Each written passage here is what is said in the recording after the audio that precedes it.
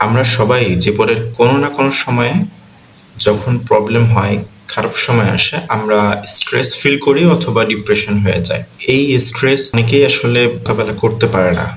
অনেকেই আসলে এটা এত বেশি ডিপ্রেসড হয়ে যায় যে তারা সুইসাইড পর্যন্ত করার প্রবণতা তাদের ভিতরে চলে আসে। এমন না যে আমার লাইফে কখনো ডিপ্রেশন বা এই স্ট্রেস আসে নাই বা এখনো পর্যন্ত আমি ফেস করছি না। ডেফিনেটলি এটা আমার লাইফে এসেছে।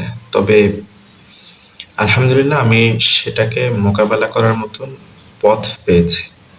সেটা কি?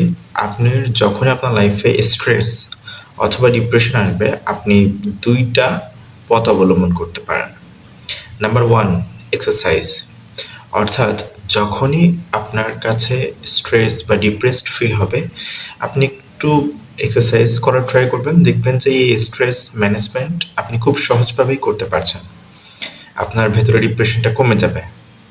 কেননা এই এক্সারসাইজ বলেন বা এটার মাধ্যমে শরীরচর্চার মাধ্যমে আপনার কনফিডেন্সটা বিল্ড আপ হয়, বুস্ট আপ হয়। আর নাম্বার 2, সেটা হচ্ছে সবথেকে বড় ওষুধ ডিপ্রেশন কাটানোর জন্য। আর সেটা হচ্ছে নামাজ। নামাজের থেকে বড় এক্সারসাইজ কিন্তু আর কোনো এক্সারসাইজ হয় না।